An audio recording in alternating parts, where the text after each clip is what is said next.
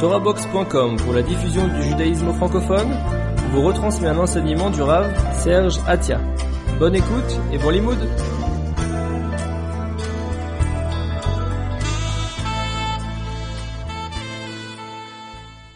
On voit que lorsque Pharaon a décidé la solution finale contre les Juifs en Égypte, il a consulté ses trois conseillers, Bilam, Yitro et Iyov. Bilam a dit, moi je vais te faire un plan, tu vas voir, on va les exterminer. Iyov, il a rien dit, parce que ça ne servait à rien. Et Yitro, il s'est révolté, il a dit non, hors de question, je ne joue pas dans ce plan. On voit que Yitro a été récompensé parce qu'il a réagi. Il a marié sa fille avec Moshe Rabbeinu. Une paracha des 10 commandements porte son nom. C'est pas mal. Yitro, Bilam, qui a participé activement à la chose, a été tué, alors que Iyov, qui n'a pas participé activement, il n'a rien dit, lui, il a eu uniquement les souffrances. Donc on voit, la souffrance, c'est quelque chose qui est moins dur que la mort. Ouais. Donc, pourquoi je vous dis ça? C'est-à-dire qu'en fait, ce qui me gêne dans la lèpre, ce qui gêne la Torah dans la lèpre, ou le fait de ne pas avoir d'enfant, ou d'être pauvre, ou d'être aveugle, c'est pas la douleur d'avoir de la lèpre, ou là la douleur d'être pauvre, c'est pas ça qui compte. Il y a autre chose, parce que si c'est ça, il y a pire, il y a la mort. Donc, quand on dit celui-là il est considéré comme un mort, il y a une chose à entendre de la part de la Torah, et il va falloir qu'on réfléchisse sur chacun des points. Il va falloir qu'on réfléchisse aussi quel est le point commun entre ne pas avoir d'enfant, être aveugle, être pauvre, être lépreux. Les quatre sont dans le même panier. En fait, vous allez voir que, en prenant chacun, vous allez voir, je le dis tout de suite, le point commun qu'il y a entre tous, c'est la solitude. D'accord? La solitude, c'est ce qu'on appelle la mort. La pire des choses. La seule chose qui peut ressembler à la mort, c'est pas ni la pauvreté, ni le truc, ni rien, ni la cécité, ni rien du tout, c'est la solitude. On va voir ce que c'est qu'un homme mort vivant. Un homme mort vivant, c'est un homme seul. Et regardez ce que dit la Gemara. La Gemara dans Baba Kama, par exemple, prenons-les un par un. On va prendre d'abord le premier, l'aveugle. La Gemara dans Baba Kama, P.E. page 95, elle prend un jugement. Si quelqu'un frappe un autre, il le rend sourd. Quelle est l'indemnité? Alors l'indemnité, c'est qu'il doit lui payer sa valeur entière. On va évaluer ce bonhomme, combien il coûte, entre guillemets, et si on a rendu quelqu'un sourd, on devra payer comme indemnité la valeur totale de la personne. Maintenant, s'il le frappe et qu'il le rend aveugle, ou lui fait sauter un œil, alors il paiera la valeur de l'œil.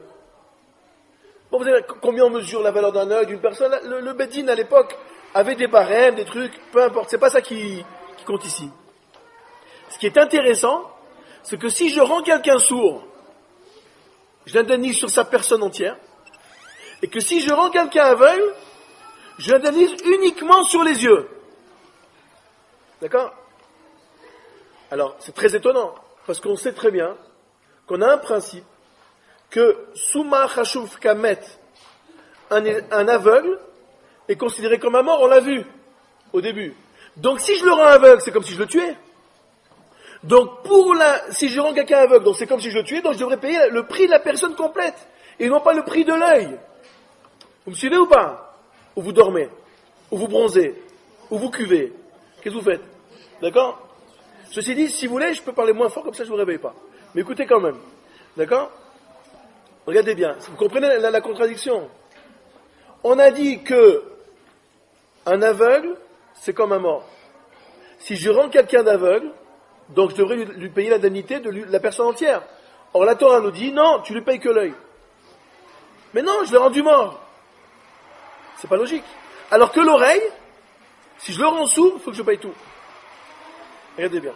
Il faut savoir, écoutez bien, comment on voit la valeur d'une personne? À quoi se mesure la valeur d'une personne?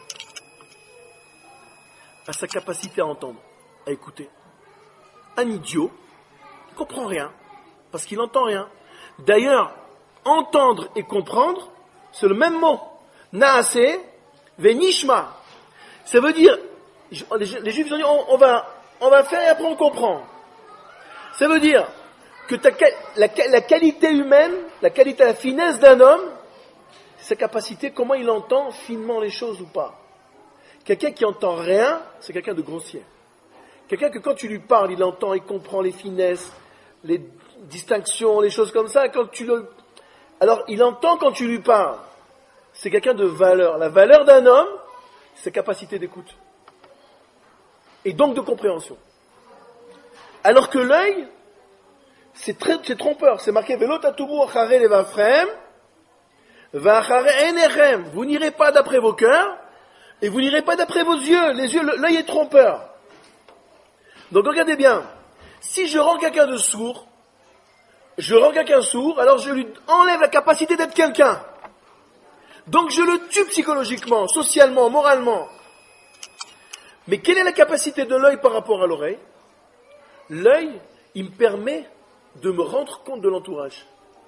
Précisément. Je me rends compte qu'il y a quelqu'un ici assis là. Si je ne vois pas, j'entends plus ou moins des bruits, mais je ne mesure pas. Je n'ai pas conscience de l'autre. L'œil, l'oreille, c'est ce qui permet de donner la qualité. L'œil, c'est ce qui permet à l'homme d'avoir conscience de l'autre. Exemple. L'œil, c'est l'organe de la conscience. Exemple. Moshe Rabbeinu, il est né tranquille, il est prince chez Pharaon, il a 14 ans, ça fait 14 ans qu'il entend que les Juifs se font massacrer, qu'ils n'en peuvent plus, il est prince en Égypte, chez Pharaon. S'il y en a un qui est au courant de ce qui se passe en Égypte, c'est bien lui, le fils adoptif de la princesse. Regardez bien. Il sait bien que les Juifs se font massacrer. Quand il manque une brique dans un mur, on met un enfant juif.